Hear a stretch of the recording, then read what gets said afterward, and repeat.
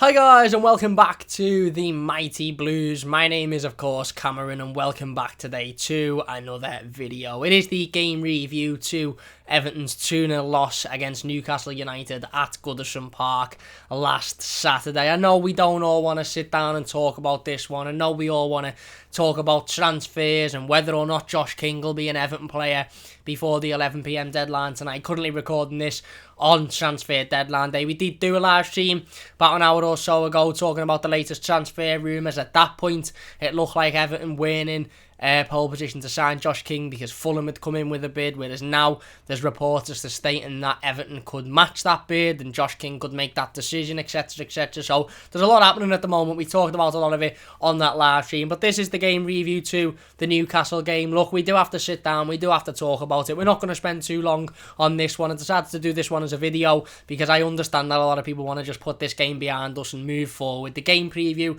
to our Premier League fixture on Wednesday against Leeds United will be up tomorrow, so don't forget to look out for that one. We'll also have a January transfer window sort of roundup talking about all of Everton's outgoings and a potential incoming or so maybe on Wednesday or tomorrow within the next couple of days or so. Even if we don't sign anybody, we're still going to sit down and talk about the likes of Cenk Tosun, who's joined Besiktas on loan. That has been confirmed. The likes of Yannick Bolasie, who has left. John Joe Kenny looks set to leave the club as well. But anyway, we're here to talk about the Newcastle game. Another smack in the face of reality for Carlo Ancelotti's Everton, obviously coming into this game on really good form, taking a really good point against Leicester City last time out in the Premier League. You know, and coming off the back of a few really good wins prior to that. But again, coming into this game, like I said, Everton the most informed team. Newcastle not won a game for a matter of weeks and months, only scored one goal in the last however many games of football. Really struggled recently, and Everton really just didn't turn up, did we? Like I said, another smack in the face of reality, another reality check for probably all us Evertonians who maybe were getting a little bit ahead of ourselves, thinking that there was a possibility of finishing in the Champions League or challenging in the European competition. And, you know, maybe we all were guilty of thinking that this squad is a lot better than what it is. And the fact of the matter is, for me, Carlo Ancelotti is overachieving with this squad. This squad isn't actually good enough to be challenging in the Champions League or for the Champions League position. But given the fact that Carlo Ancelotti is getting, you know, I wouldn't even say the best, he's getting more than the best out of the current crop of players that he's got. Adding that to the very strange season that we're in with teams dropping points left, right and centre, it means that we have been able to get up, you know, and challenge those sides at the top of the league, and even at one point call ourselves in a title race. But if Saturday showed one thing, is that again it was another really big crash down to earth as to the fact that we need a lot more quality in this squad. We need to bring players in. We need to get rid of some of the players that, you know, are just taking places on the bench with, you know, with no real ability to come on and impact the game of football. And I think this is what massively hurt Everton on Saturday, as Carlo Ancelotti started with a style that was looking to be a little bit more attacking, looking to be a little bit more expansive than the previous few games where we'd set up with Ben Godfrey at left back and Mason Holgate at right back, and it was a very defensive formation with a low block. This time Carlo Ancelotti set up looking, you know, more likely to attack Newcastle. We knew that we were going to have more of the ball than we did do against Leicester, than we did do against Wolves, than we have done in the last previous games. So it was going to be a different, you know, Everton, and ultimately I think Everton struggle when we have to take the game to teams. I think we do really well when sides come and have 80-90% of possession and they come and break us down, and we have to just keep a solid defensive line and hit them on the counter-attack. I think we do really well at that, and we've showed that in the last couple of weeks and months or so throughout December. We showed that fantastically. But when we come up against sides who maybe adopt that style against Everton and sort of say, right, you have the ball, you come at us, you break us down, you try and create, we just seem to struggle with it. And that's exactly what happened on Saturday against Newcastle. We really struggled to break down what was a poor Newcastle side. And I said this on Friday in the game preview. I sat here with Callum and I said the longer that Everton show, you know, that we aren't really interested in the game, the longer that we, again, are passing the ball around, not really creating, not looking interested, not looking threatening, the longer that goes on, the more and more confidence Newcastle will get, and it will get to a point in the game where they'll think, actually, this could be a big chance here for us to get our first win in a matter of weeks and score a couple of goals and get a massive win away at Goodison Park. And that's exactly what happened for me. The first half was all right, but it was fair And like I said on Twitter during that first half, it shouldn't have been fair. We should have been the team that stepped up. We should have been the team that actively went out, counter-attacked, got the goals, created the chances. But we weren't. It was a very even half of football. And Newcastle will have gone in at half-time and thought, okay, let's take away the fact that Everton could come out and step it up in the second half. If Everton come out and play like this again, then we can get the 3 points here. This is a big opportunity, and that's what we did. We didn't come out, we didn't change anything. We continued to play. In fact, we even got worse. We probably got worse. James was having less of the ball. Luka Dean was having less of the ball. Richarlison, Dominic Calvert-Lewin was having a lot less of the ball, and they punished us, and ultimately they deserved the 3 points on the day. And Everton just again weren't up to scratch, weren't at the races, and ultimately it's another, like I said, for me it's another big slap in the face of where we actually are as a football club, and that is, in a really good position in the league, and still only a couple of wins away from really challenging at the top of the league. But when it comes to winning these games of football that we should be comfortably winning, we struggle with it ultimately, and that's been the case for a long time with Everton. As we can turn up in the tough games against the really tough sides and get results and put performances in, but when we come up against sides who you'd expect to turn up and walk off the park, we just simply struggle with it. And this was exactly that situation. Everton should have turned up on Saturday and comfortably beat Newcastle, and being the side that Newcastle don't come to Goodison and say, oh, we managed to get our first 3 points in a long time at Goodison Park. They come and they go, we've been beaten again there by another really good side. But it wasn't the case on Saturday. It really wasn't. Carlo Ancelotti obviously started with a different type of side as to the one that we've seen in recent weeks and months. Obviously, Ben Godfrey and Mason Holgate dropping out of their places at full-back, and Luka Dean and Seamus Coleman returning. And I felt that was an attacking decision by Carlo Ancelotti, and I remember putting it on Twitter after the game, and everybody jumped on it and said, how was that an attacking situation? How did we attack in that game? What was attacking about that game? I don't think we attacked in that game. I don't think we looked threatening in that game, but I think that the decision with the starting 11 for Carlo Ancelotti to put Luka Dean back at left-back and Mason Holgate back at right, Seamus Coleman back at right-back was one of an attacking, progressive decision, because ultimately when we have Ben Godfrey at left back and Mason at right back, yes, the pair of them are absolutely fantastic, but we don't attack because they're two centre backs, they're two defenders. So when we have a straight back line of centre backs, it's fantastic and we defend really well, but we don't really get forward with it, hitting teams on the counter attack. Then that seems to be the style and the formation in which we set up in when we're coming up against teams who are going to have 60, 70, 80% of possession, and they're going to come at us and they're going to create constantly. Whereas in this game, I think Carlo Ancelotti would have looked at it and thought, well, we're going to have probably a lot of the ball here. We're going to be the team that has to come forward. We're going to be the team that has to create the chances. So, I'll put Luka Dean back at left back and I'll put Seamus back at right back. But ultimately, that didn't work. I want to talk about Luka Dean in a second when we go on to talking about individual performances. But like I said, we started the game and we were okay. We had the foot on the ball, we were controlling it, but there didn't seem to be any urgency to our play. That it was sort of second, third gear, and we were just hoping that Everton would turn up and for the first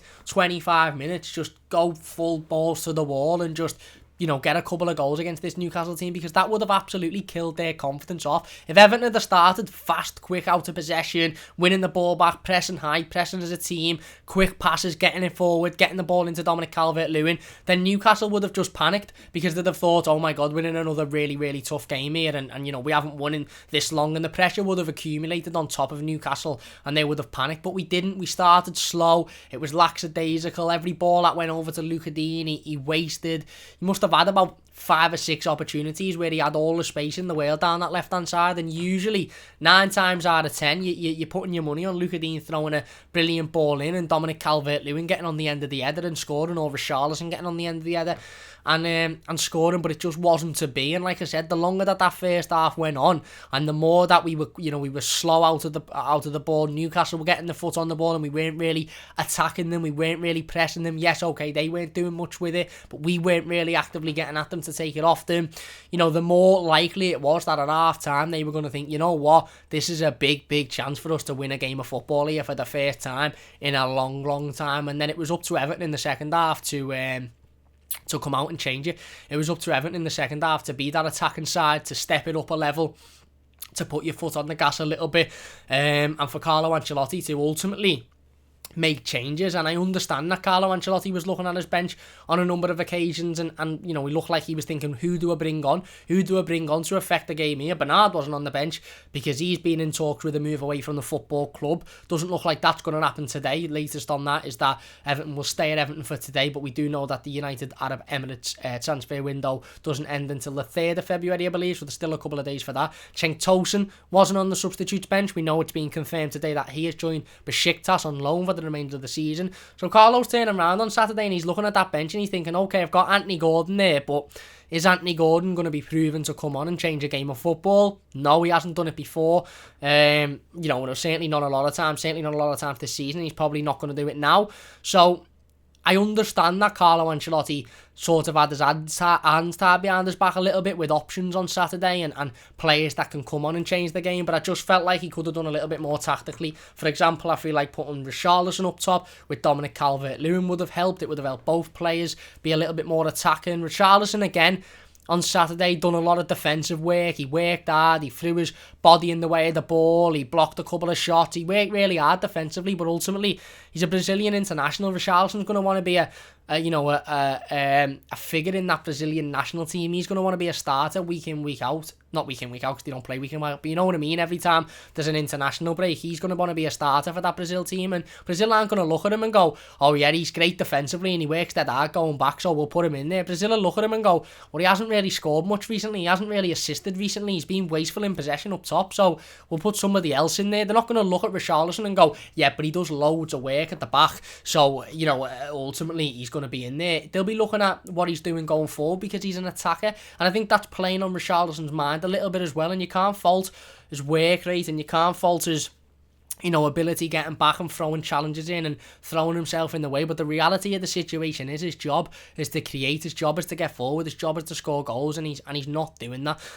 Anyway, back into the first half, like I said, it was very slow, it was very lackadaisical, it was fair, we weren't awful, but we weren't as good as we should have been. We weren't as sharp as we should have been. We weren't as, we didn't have as much attack and threat, which was a big worry because we knew at half-time there's nobody on that bench that's going to come on and change this game. We knew by the first half that Richarlison wasn't having his greatest of times, neither was Dom, so that was a worry. We did have a couple of chances within the opening first 25 minutes. Richarlison does have one where he does really well, nice silky feet, gets his way past a couple of players, has a shot, and Carl Darlow makes a really good save and it goes out for a corner. But other than that, there wasn't many. We had a couple of, corners that were headed over the bar or cleared comfortably by Newcastle, and like I said, in the end, in the last 10 or 15 minutes of that first half, Newcastle started to put the foot on the ball a little bit. They started to come forward. They weren't clinical, they weren't fantastic, they weren't creating clear-cut chances, but they were getting forward, they were putting the ball on putting their foot on the ball, they were growing in confidence, and that was always going to be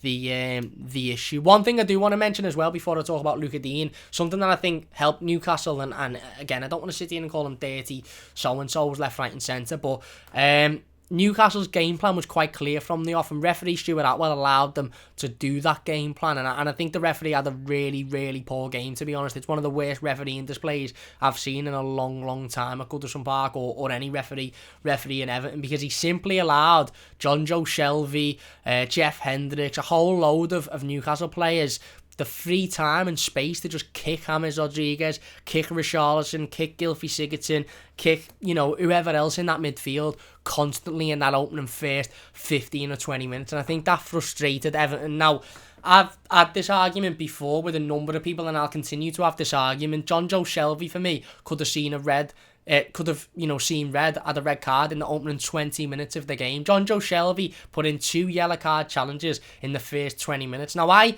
don't understand this whole sort of mentality around football, is that if you make a challenge in the 67th minute, it's a yellow card, and then if you make another bad one in the 80th minute, it's another yellow card and you're off. But if you make an exact replica of those 2 challenges in the 5th minute, you get away with it, or the 10th minute, you get away with it. You might get a yellow card on the 3rd one. So why in the second half of games, or as a game goes on, does a challenge become more cautionable in terms of red and yellow cards. But in the first 5 minutes of a game, if you're throwing an audible challenge, it's only the first 5 minutes. I don't like all of this stuff by commentators and ex-footballers who say, oh, yeah, it's only the first 10 minutes, so, you know, again, it's all right. No, if you're putting in a nasty challenge, if you're putting in a yellow card challenge, I don't care if it's the 86th minute or the 14th second, it's a yellow card. And like I said, Newcastle were allowed to get away with that, and that's not an excuse, by the way, before anybody jumps on it and says, Cam, you're making excuses, this, that, the other. That's not an excuse. Everton were absolutely atrocious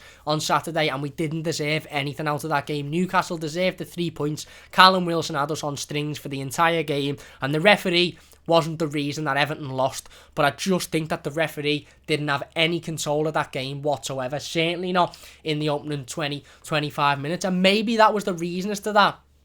Everton sort of faded out the game, and maybe that was Newcastle's game plan. Go out, make it tough, make it physical, kick them up the park a little bit, get them on the floor, wind them up, and then hit them on the counter in the second half, or get a corner and make the most of it in the second half, because that seemed to be the case, because that second half, James completely faded out the game. Luca Dean didn't look interested. Richarlison was wasteful in possession. Dom didn't look interested. It looked like they'd all just sort of thought, I'm bored of getting kicked here, I'm bored of getting hit up the park, I'm bored of this, I just can't be bothered anymore. And Newcastle took advantage of that. I want to talk about Luca Dean.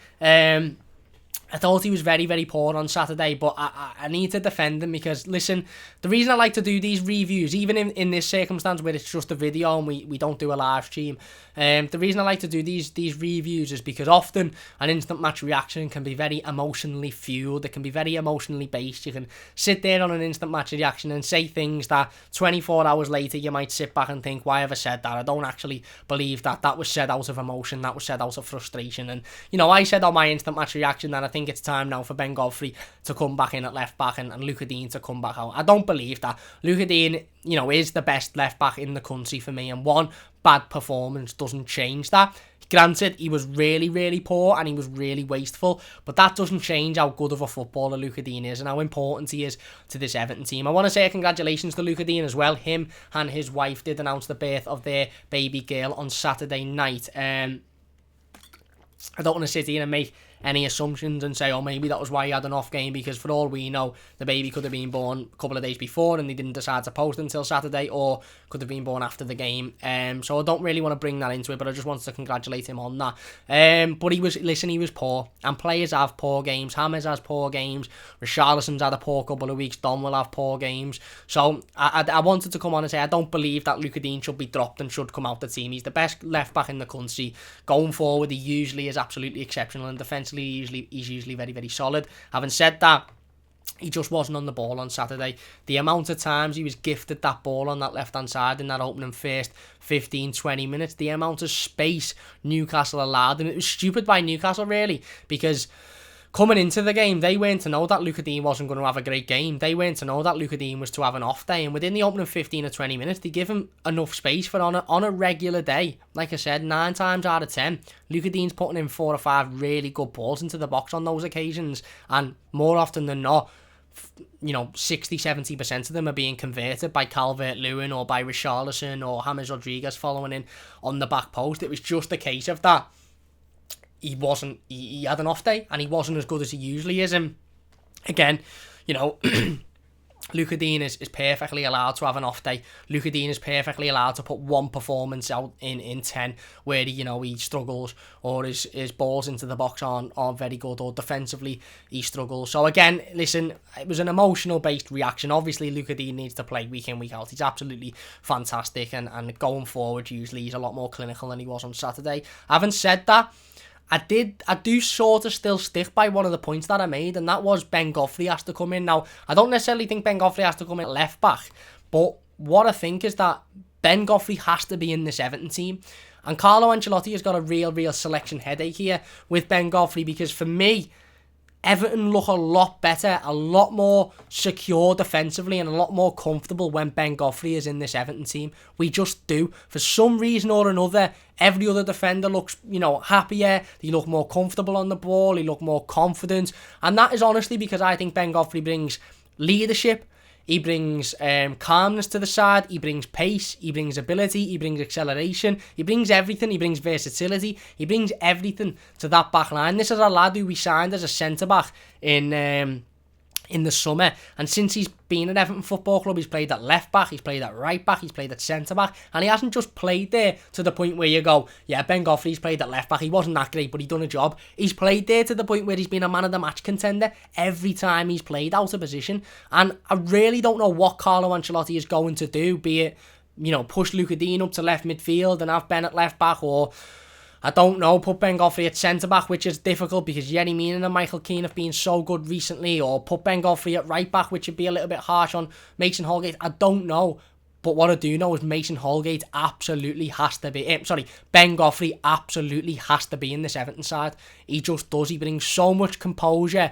He just brings a calmness to that defence. He's so good on the ball. He's quick accelerating-wise. He throws challenges in. He's not afraid to throw his body on the line. As you can see by the picture next to me there, he's constantly screaming. He's constantly shouting at his teammates, getting people involved, leading the side. He's just an absolutely exceptional footballer. And we really, really do miss something without him in there. He's a character ultimately, and you need characters. If you're going to be a side that are fighting for the Champions League, that are fighting for the European competition, you need characters, and Ben is a character. And not only is he a character, he's a fantastic footballer. He's a calm footballer. I think when he's on the pitch, Yerry Mina, Michael Keane, Abdoulaye Doucouré, everybody, even Jordan Pickford, sort of are a lot more comfortable because they know Ben's there, and he beats everybody for acceleration, and he's throwing challenges in, and he's getting the ball back, and he's coming forward, and he's so strong, and he's good in the air. Defensively, he's good. It's only really positioning that he could do with fixing up a little bit, but even that is really good. So, like I said, I do sort of stick to my point is that Ben Godfrey has to be in this Everton team going forward, and I'm not Carlo Ancelotti, so I don't know where Ben Godfrey fits in, whether it's at left back and you push Luca Dean up, or whether you take Luca Dean out for a couple of games, whether it's a centre back and you change that dynamic, which would be a shame to do so because other than Saturday, Yerry Mina and Michael Keane have been very good, whether it's at right back and you take out Mason Holgate, I don't know. But all I know for me is that Ben Godfrey has to be in this Everton side. And I was having a little think before. This is actually the second time I'm recording this video. I tried to record it before and I pressed the wrong button, so it didn't record practically. But I was actually having a little think before, and I thought, would it be the worst thing? It's 10 to 6 on deadline. It's 10 to 6. What am I talking about? It's 7:30 on deadline day now. As of before recording this video, let me just go on Twitter to double check for you so you've got a live update. As of recording this video, the latest on Josh King is that Everton have made a last-ditch move for Bournemouth striker Josh King as they look to be Fulham in his signature. And that was from Pete O'Rourke, who is sort of a reliable journalist, but again, it's nothing solid yet, so it could be true. It might be a load of tosh. So as of now, with 3.5 hours to go before the transfer deadline day is up, and we can't sign any players. Everton haven't got a backup striker. Cenk Tosun's moved to Besiktas. Again, good deal, all things considered. Ellis Sims has moved to Blackpool on loan. Good things all considered. At the moment, we haven't got a backup striker. Now, whenever I say that, the only other option, the only other backup striker, if you like, is Richarlison. Now, if Richarlison is going to be the backup striker, would it be the worst thing in the world for Ben Godfrey to start at left back, Luca Dean to start at left midfield, and Richarlison to have a couple of games off, and Dom play up front, and not have a couple of games off in terms of he's not in the squad, but maybe have a couple of games where he doesn't start, and then on the 60th, 70th minute, when we look a bit flat, and when Dom's struggling a little bit, bring Richarlison on up front. He's got that directness. He knows he's narrow-minded. He knows, right, my aim is to score. My aim is to create. My aim is to get goals for this side. Would that be the worst thing in the world? Considering Richarlison's now our backup striker, and he hasn't looked great on the wing over the last 4, 5, 6 weeks. He's played to the right-hand side on a couple of occasions, done all right, but hasn't looked brilliant. Would it be the worst thing in the world to use Richarlison as a backup striker and rotate him and Dominic Calvert-Lewin, and in some games start Richarlison up front and have Dominic Calvert-Lewin coming off the bench in the 60th, 70th minute to hurt opponents, to bring that physicality, to shut games off? Maybe it would be an issue for Carlo because maybe, he wants Dom and Richarlison to start in the same team. I don't know, but for me, Ben Godfrey absolutely has to be in this Everton team, and if he is in this Everton team, who does he come in for realistically? But anyway, Like I said, first half finishes, and we've done alright. James has got on the ball a bit, he's tried to create, he was looking for that ball to Luca Dean, but Luca Dean wasn't really on it. Dominic Calvert-Lewin's been alright, but not really, had enough opportunities to judge him. Same with Richarlison, he's been a bit wasteful going forward, had that one chance, which was good in the first half. And we go in at half time, and you're thinking, right, we need to change this here. We need to come out and we need to step it up a level, because Newcastle are going to come out, and the longer this game goes on at 0-0, the longer Everton continue without scoring the first goal, the more and more confident Newcastle are going to get, and the more and more confident that they can go on and win this game that they're going to be. And that's exactly what happened. We come out in the second half, and in many ways it was worse than the first half. Quite similar to Leicester, really. Leicester was a really good first half, and we put in a strong performance, and then the second half wasn't particularly bad, but we didn't have none of the ball. We didn't look like scoring. I think the aim was to just defend, and that's alright, because you're coming up against a strong, very good Leicester side. So if that's the game plan, that's the game plan. But on Saturday, I just expected us to put our foot on the pedal a little bit more and go and step it up and bring a little bit more energy and a bit more intensity and a bit more pace, and we didn't. It was the same lackadaisical, players not seeming interested. Like I said before, maybe being a little bit sick of being kicked constantly in that first half, and ultimately, like I said, Newcastle gained confidence. Newcastle thought, you know what, we can get at them here. Keep giving silly fouls away, keep getting away with it, keep frustrating them. James kicked out at one point and got a yellow card in frustration, and we'll go up the other end and we'll score, and that's exactly what they did. And like I said, in many ways, we got worse in the second half. James had less of an impact because players weren't really moving. Richarlison was defending well, but going forward was non-existent. Dominic Calvert-Lewin looked very frustrated up top. Luca Dean was having a poor game. Seamus Coleman wasn't really doing anything. The midfield were okay. Godfrey was just a shadow, an absolute shadow for the entire game. Decore was giving silly balls away. Davis, I don't think Davis played actually. Decore was giving silly balls away. Like I said, Sigurdsson was not doing anything whatsoever. And ultimately, we got what was coming to us, and that was, like I said, Newcastle going up the other end, winning a corner kick, ball comes in, and it's a great header by Callum Wilson. A lot of people have criticised Jordan Pickford about this goal on social media over the last couple of days or so, and listen, I'm not putting any criticism on Jordan Pickford. I've seen criticism on Jordan Pickford for both goals, but I refuse to, because certainly for that first goal, for me, there's 4 or 5 Everton players in that box, and not one of them decides to go with Callum Wilson, or sack the run, or sack the jump, or win the header, or get the head on the ball. None of them. Not one of them. It's all just stand and watch. And that, I suppose, is the issue when the zonal marking doesn't go right, is that you can look a little bit silly. And to be fair, defensively, we've been very, very good recently. Michael Keane, Yerry Mina have been very solid. Godfrey in there's been very solid. Holgate too. But for that goal, it was just atrocious. There was 4 or 5 Everton players in the camera shot and only one Newcastle player, and the one Newcastle player isn't even challenged. Callum Wilson jumps up, gets an head on it. Yes, it comes across goal. Should Jordan do a little bit better? Potentially. But as soon as it goes 1-0 up, I knew at that point then that was game done. I knew that we didn't have anything in our tank to go out and win that game of football, and that was shown by Carlo Ancelotti constantly looking behind him, constantly looking over his shoulder for players to bring on, for substitutions to make, and there was nobody he could bring on. He was looking, and he must have been thinking, who comes on to change this game here? Bernard's on the bench because he's in talks with a move away. Same with Cenk Tosun. Anthony Gordon's not done much to show me that he's good enough to come on and change the game. What am I meant to do? And that, for me, is where Carlo tactically got it wrong.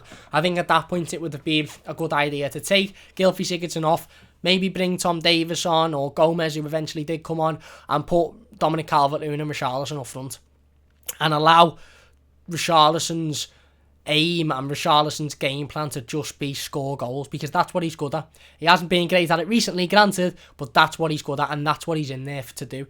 Ultimately, it's fantastic that he defends, and his work rate is excellent, and I love it, and him throwing blocks in and getting in the way of shots is absolutely boss, but he's not there to do that. He really, really isn't there to do that, and I think ultimately Richarlison is really, really struggling at the moment, because I think he knows, yes, I can work hard and I can get it defensive work and I can throw my body in the way, but I need to be going forward, I need to be scoring, I need to be getting on the goal sheet, and he's not happy unless he is doing that, and you can see that.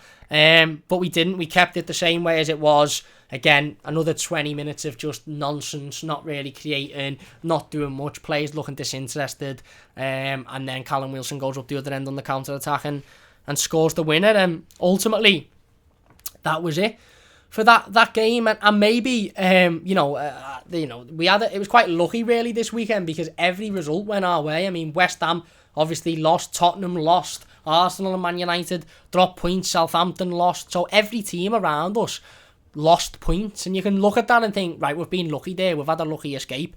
Or you can look at it and think, well, that's even more frustrating, because if we'd have won that game, which we should have comfortably won, we'd have took a step forward, we'd have been a step ahead of those sides that ultimately are around us, but we didn't. And like I said, is it just one of those one-off results? Is it one of those freak games that we've seen a lot of sides have this season? Tottenham had one yesterday.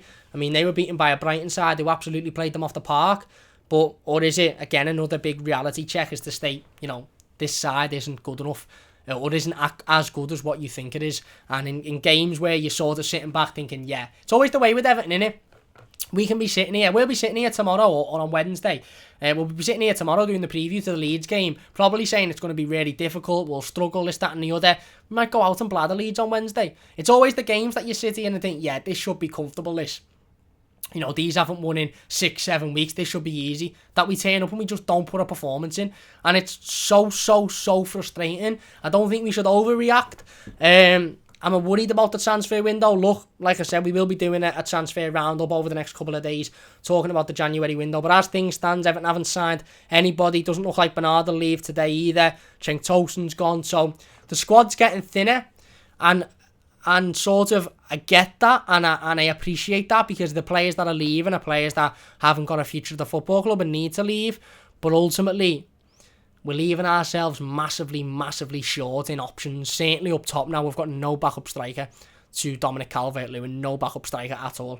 And if you're classing as Richarlison as a backup striker, then what are you going to do? Play Richarlison week in, week out at left midfield, knock his confidence because he's not performing, Dom picks up an injury, and then you say, right, you've got to go in up front now.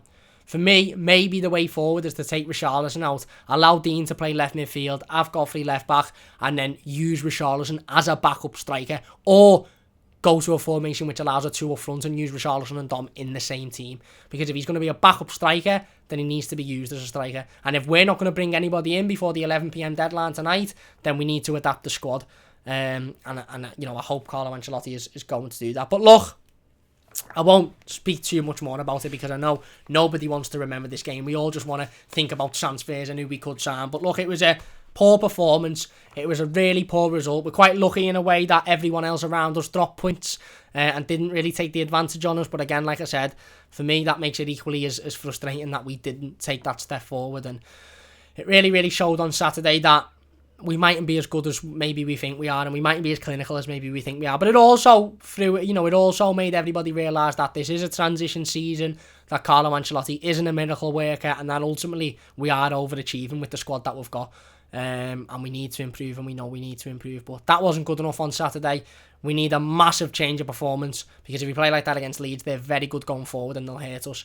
But who knows? Maybe we'll step up. The one, not positive, but a sort of a thing to take out of it is that usually when Everton have been beaten like that or put in a performance like that, we do usually bounce back. Certainly under Carlo. I haven't been able to say that under previous managers, but certainly under Carlo, we tend to bounce back and go again.